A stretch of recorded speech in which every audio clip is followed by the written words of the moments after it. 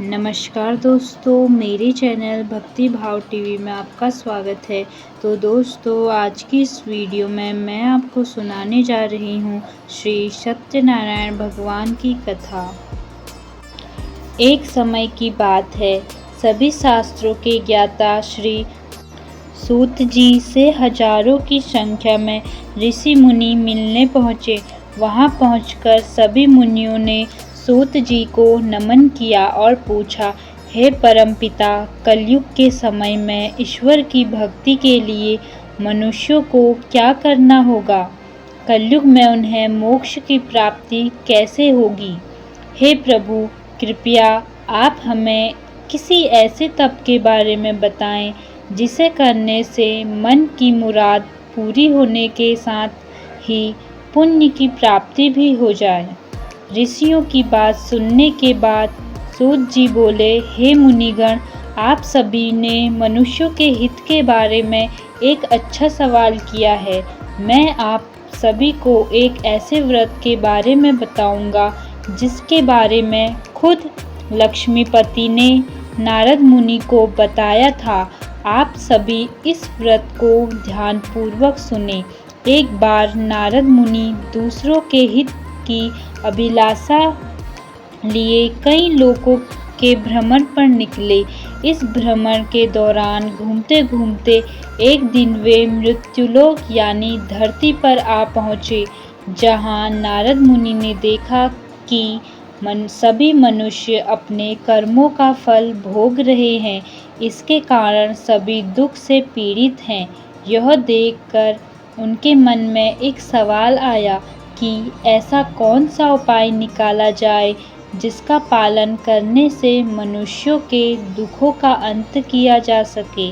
अपने इस सवाल को लेकर नारद मुनि विष्णु लोक पहुँच गए। वहाँ उन्होंने भगवान नारायण की आराधना की। प्रार्थना करते हुए नारद मुनि बोले, हे प्रभु, आप तो सर्वशक्तिमान हैं, आपका कोई अंत नहीं है। आप सभी भक्तों के कष्ट को दूर करते हैं। आपको मेरा प्रणाम। नारद मुनि की यह बातें सुनकर भगवान विष्णु प्रकट हुए और कहा, हे नारद मुनि, आपके मन में ऐसा कौन सा सवाल है जिसके लिए आप यहाँ पधारे? भगवान विष्णु की बात सुनकर नारद मुनि बोले, प्रभु, मृत्युलोक में मनुष्य अपने कर्मों के दुख झेल रहे हैं। भगवान, आप अगर मुझ पर तनिक भी दया करते हैं तो कृपा करके मुझे यह बताइए कि मानव ऐसे कौन से काम करे जिससे उन्हें इस दुख से मुक्ति मिल सके। विष्णु भगवान ने जवाब में कहा, हे मुनि, मानव जाति की भलाई के लिए आपने एक अच्छा सवाल किया है। मैं आपको वो बात बताऊंगा जिसका पालन करने से मनुष्यों का मोह से नाता छूट सकता है। इतना कहने के बाद भगवान विष्णु ने व्रत के बारे में बताना शुरू किया।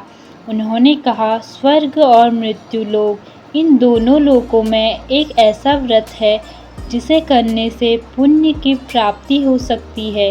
उस व्रत का नाम है श्री सत्यनारायण भगवान की पूजा। इस व्रत को पूरे विधि विधान से जो भी करेगा उसे सुख और मोक्ष की प्राप्ति होगी। भगवान विष्णु से इस व्रत के बारे में सुनते ही नारद मुनि ने फिर से पूछा, हे प्रभु, इस व्रत को करने से कौन सा फल मिलेगा और इसे करने की विधि क्या है? इस व्रत को सबसे पहले किसके द्वारा किया गया था और इस व्रत को किस दिन करना शुभ होगा? प्रभु, आप इन सभी सवालों के जवाब दें। नारद के सवालों का जवाब देते हुए भगवान विष्णु कहते हैं, दुखों को दूर करने वाले इस व्रत को करना बहुत आसान है। इसको करने के लिए मनुष्यों को पूरी भक्ति से शाम के समय ब्राह्मणों के साथ श्री सत्यनारायण भगवान की पूजा करनी होगी। इसके लिए सबसे पहले भोग तैयार होगा। भोग के लिए दूध, केला, घी और गेहूं के आटे को 1/4 भाग में लेना होगा। गेहूँ नहीं है तो उसकी जगह सांठी के आटे का उपयोग किया जा सकता है। फिर शक्कर और गुड़ सहित सभी खाने योग्य पदार्थों को मिलाकर भगवान को भोग लगाना होगा। व्रत रखने वाले को भजन कीर्तन का आयोजन करना होगा। भक्ति में लीन होकर भगवान सत्यनारायण की अर्चना करनी होगी। इसके बाद व्रत रखने वाले को ब्राह्मण और सभी परिजनों को भोजन कराना चाहिए। इसके बाद व्रत रखने वाला खुद भोजन करेगा। इस तरह पूरी विधि के साथ सत्यनारायण भगवान की पूजा करने से मनुष्यों की हर इच्छा पूरी हो सकती है। साथ ही यह कलयुग में मोक्ष प्राप्त करने का एकमात्र सरल उपाय है। पहला अध्याय समाप्त। दूसरा अध्याय। ऋषि मुनियों को नारद और भगवान विष्णु की कहानी सुनाने के बाद श्री सूत जी ने कहा, हे मुनिगण, जिस व्यक्ति ने सबसे पहले इस व्रत को किया था, मैं उसके बारे में भी आप लोगों को बताता हूँ। ध्यान से सुने। एक समय की बात है, सुंदर काशीपुरी नामक नगरी में एक बहुत ही गरीब ब्राह्मण रहता था। भूखे प्यासे वह ब्राह्मण भोजन की इच्छा लिए धरती पर भ्रमण कर रहा था। यह देखकर एक दिन सत्यनारायण भगवान खुद बूढ़े ब्राह्मण के रूप में धरती पर आए और उन्होंने उस गरीब ब्राह्मण के पास जाकर पूछा, आप रोजाना इतना उदास मन लेकर इस धरती पर क्यों घूमते रहते हैं? ब्राह्मण ने जवाब में कहा, मैं एक गरीब ब्राह्मण हूँ और भिक्षा की तलाश में धरती पर भ्रमण करने को मजबूर हूँ। अगर आपके पास ऐसा कोई उपाय है जिसका पालन करके मैं अपनी गरीबी दूर कर सकूं तो मुझे बताइए। इस पर बूढ़े ब्राह्मण ने कहा, तुम भगवान सत्यनारायण की आराधना करो। वह सभी के मन की मुराद को पूरी करते हैं। उनकी पूजा करने वाला हर इंसान दुख और कष्ट से दूर हो जाता है। इतना कहकर बूढ़े ब्राह्मण का रूप लिए सत्यनारायण भगवान अदृश्य हो गए।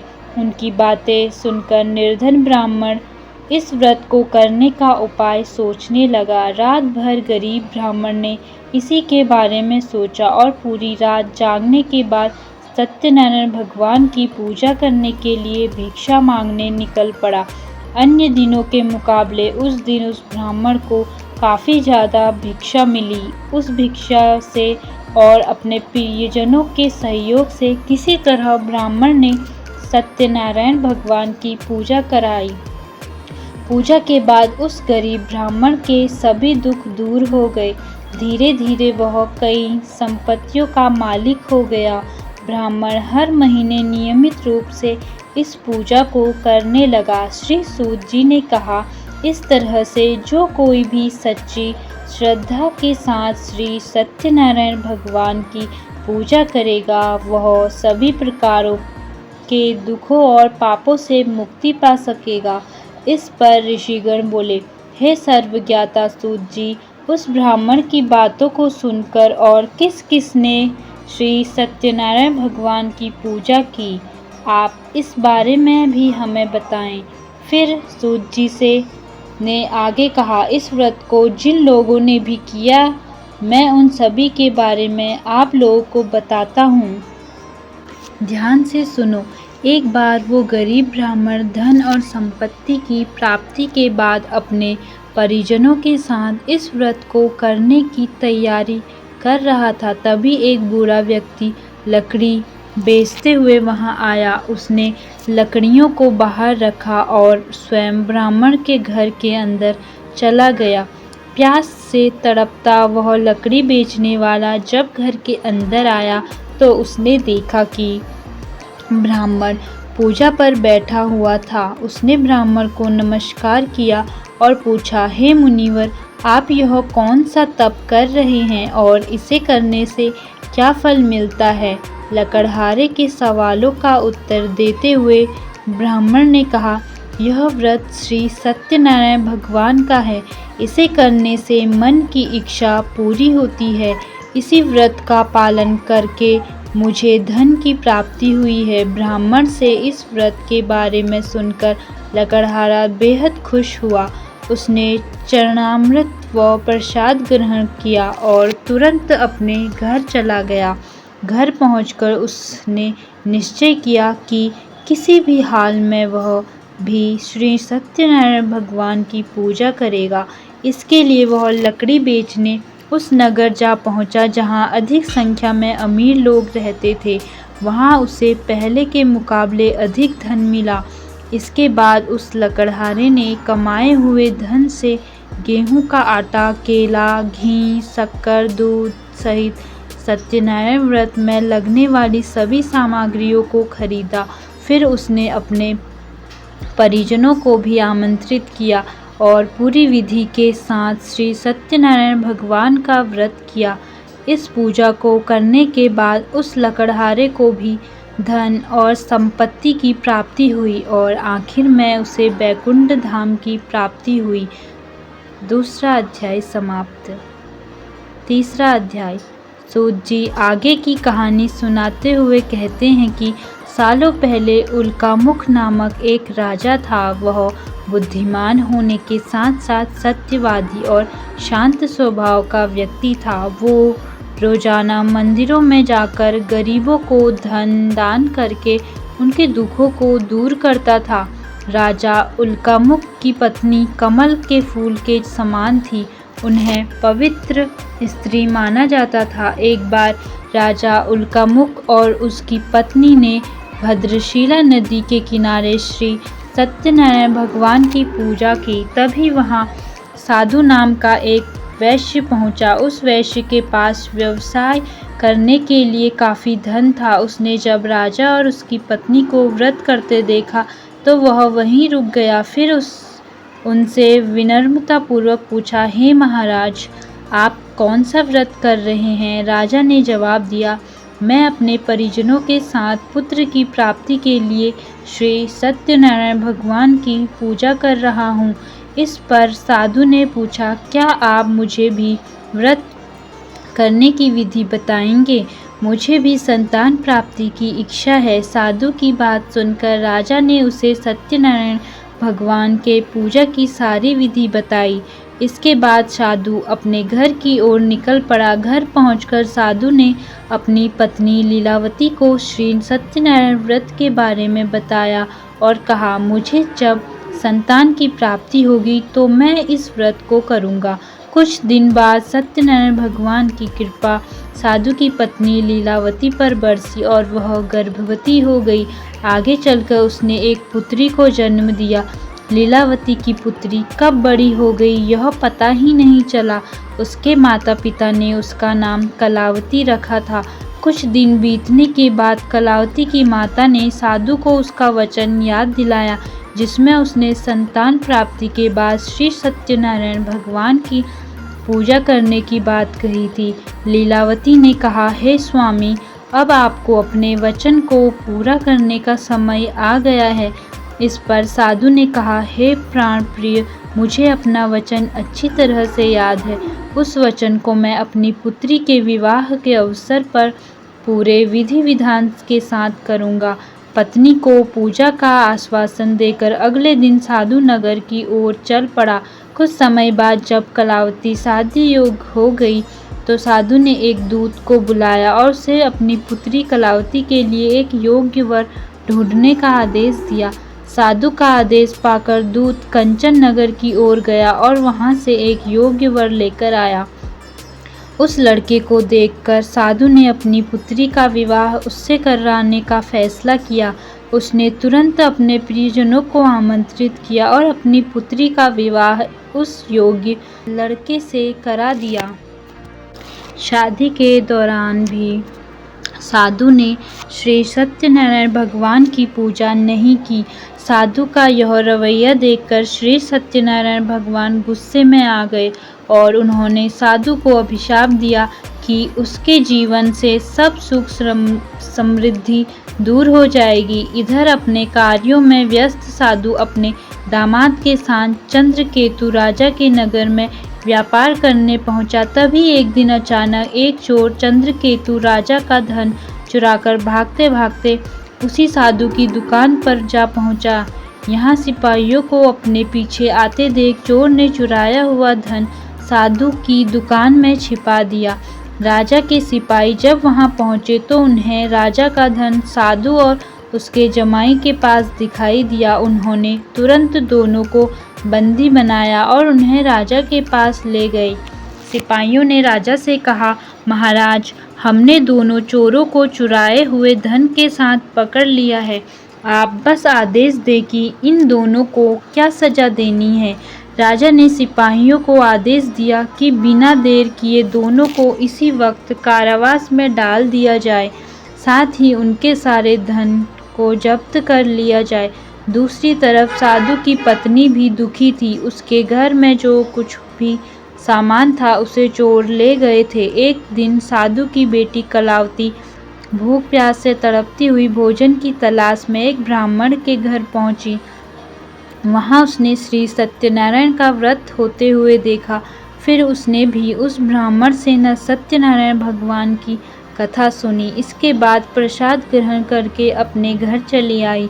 घर पहुंचते ही कलावती की माँ ने उससे पूछा, बेटी, तुम अब तक कहाँ थी और तुम्हारे मन में क्या उथल पुथल हो रही थी? इस पर कलावती ने अपनी माँ से कहा, हे माता, मैं अभी अभी एक ब्राह्मण के घर से आ रही हूँ। वहाँ मैंने श्री सत्यनारायण भगवान की कथा सुनी। अपनी पुत्री की बातों को सुनने के बाद लीलावती ने भी सत्यनारायण भगवान की पूजा की तैयारी शुरू कर दी। फिर उसने अपने परिजनों को बुलाया और पूरे विधि विधान के साथ सत्यनारायण भगवान की पूजा की।